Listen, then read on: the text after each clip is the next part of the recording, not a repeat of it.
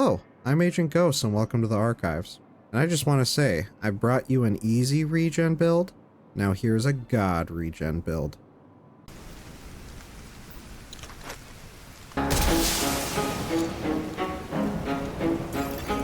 Reinforcements en route.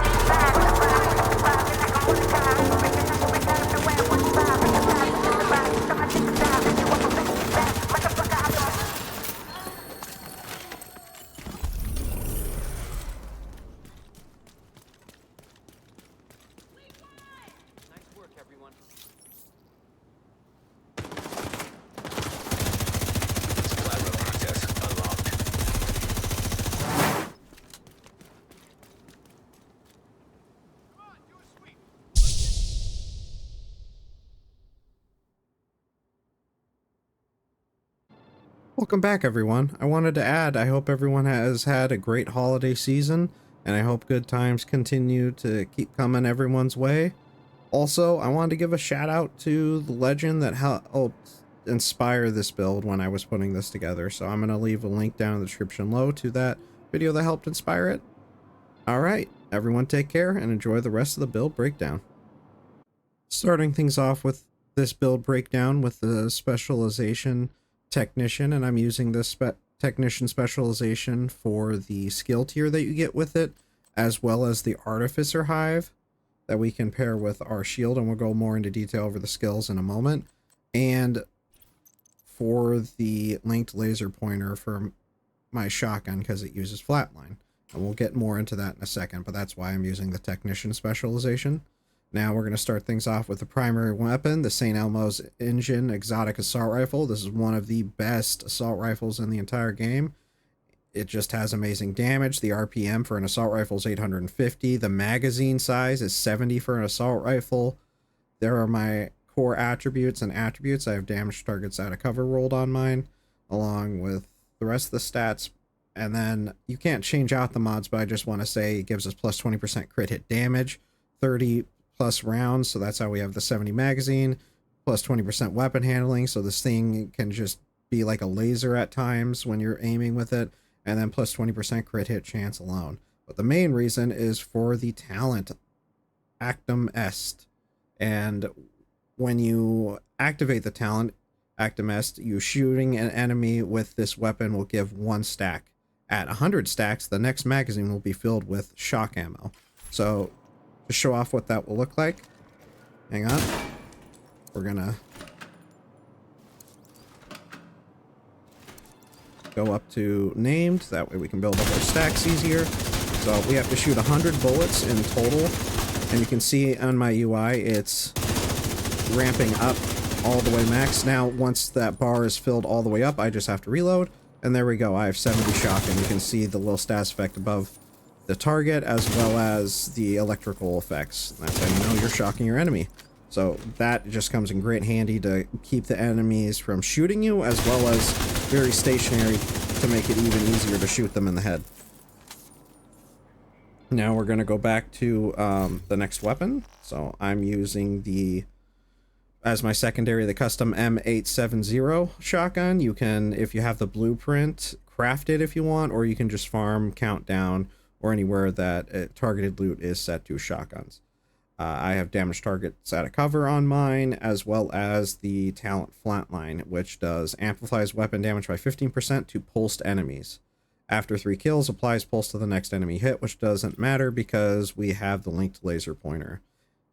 And you can use kind of whatever secondary you want. It's not essential, but I love using the shotgun because it helps chunk health bars down or finish off enemies if I use all of my St. Elmo's Engine and then quickly switch to shotgun to finish them off.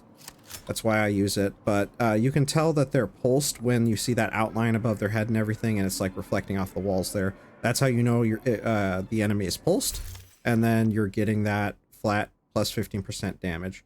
There are the mods if you want to copy and paste. I'm also using the Orbit pistol. You can use whatever pistol you want. This is my placeholder I use in all my builds, and I use it for the Talent Perfect Finisher.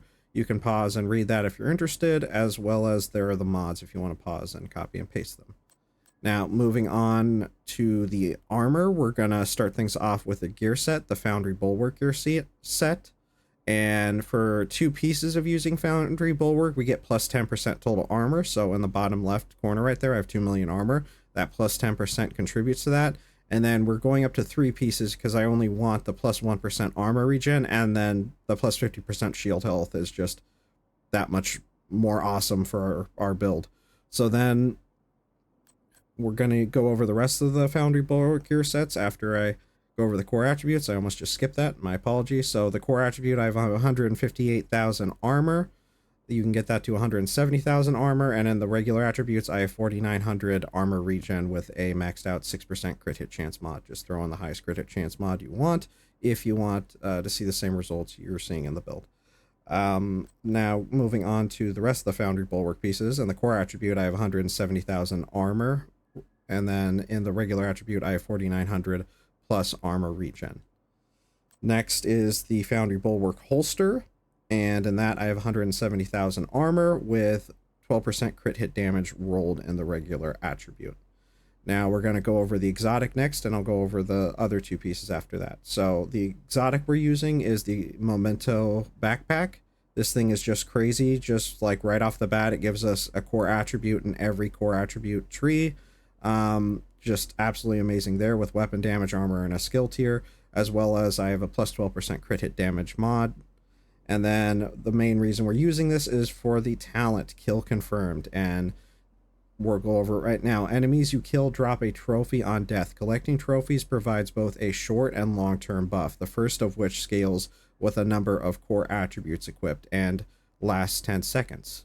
So the bonuses that you get that last 10 seconds are plus 5% weapon damage when you get a stack, plus 10% bonus armor when you get a stack, and plus 5% skill efficiency when you get a stack, and that all lasts for 10 seconds. The next part of the talent kill confirmed is for every trophy collected, gain an additional 1% weapon damage, plus 1% skill efficiency, and plus 0.1% armor regeneration, lasts for 300 seconds. And the maximum stacks you can achieve is 30 stacks with that part of kill confirmed. So all of that stacks combined over time when you get the 10 seconds and the long-term 300-second buffs is just amazing. But the primary reason I'm using the Memento is actually for the armor regeneration we get, which just stacks, again, with the Foundry Bulwark, armor regen plus 1%, as well as the attributes we have in our gear. So it's just crazy. And then we'll move on to the chest piece, which is Bellstone Armory chest piece, which wearing one Bellstone Armory in the Brancet gives us plus 1% armor regen, which those percentages might sound small, but you know, percentages, they stack with the more armor regen as well as armor we have. That increases our armor regen overall, which is just crazy. And that's how when we go over the stats, I'll show you how we're getting into some awesome armor regen numbers, just crazy. Anyway, in the regular core attribute, I have 145,000 armor. We can get that maxed out to 170,000. In the regular attributes, I have 11% crit damage, as well as 4,600 armor regen, and then a 5.9% crit hit chance mod in the mod slot. And then I have the talent Unbreakable. When your armor is depleted, repair 95% of your armor. The cooldown is 60 seconds. So I mainly like to use this as like a get out of jail free card every 60 seconds. So basically every fight you're in, you'll have a get out of jail free card, but you don't want to still like expect that you can have this pop up dramatically, because it's a long cooldown. Another thing is I want to go over view PvP stats. Now I just activated that. When that happens, if you're using the talent Unbreakable in PvP, it's at 50% of your armor. It doesn't repair the 95% there. I just turned it off. But when you're in PvP zones, it's 50%. Just wanted to give you that friendly tip just in case.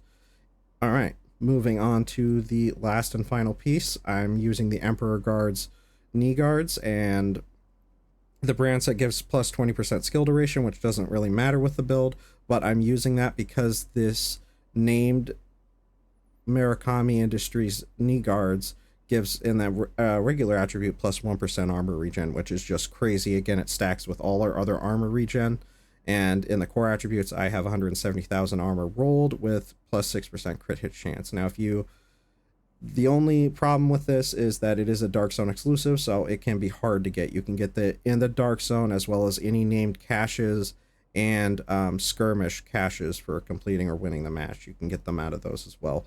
But this is something that's hard to get, so if you don't have it, an alternative could be something like the just Foundry Bulwark knee guards to get that fourth piece, or you could go something with meta and use like Fox's Prayers with damage target out of cover, armor regen, or crit hit damage, what have you, with the weapon damage core, or you could roll armor. And I would recommend, the reason why I have it mid-max, because I have 2 extra skill tiers with the Memento backpack as well as Technician, but I have all armor cores is to affect our armor. And again, the more armor we have, those 1% armor regens at least also affect that. So the more armor and armor regen stat we have, that those percentages just get higher, because that's how percentages work, baby. Gotta love them. And now we're going to move on to the skills, and I'm using the Crusader Ballistic Shield skill just because in all my tank builds I just like to have a shield for my tank, and I'm using the Artificer Hive to perfectly complement that. But if you really don't like that, there is a lot of survivability in that build, so you can change up or any other stats that you want this entire build. I really encourage all the people that view my builds to look at this as a template and really make it your own and customize it to your own preferences and playstyles. Please absolutely do that. But it's up to tier 6 because of all the armor cores as well as skill tiers we have extra. But at tier 6 we get plus 60% active regeneration, plus 250% shield health, and 40% holstered regeneration. I'm using this shield because we can still use our shotguns and assault rifles with it.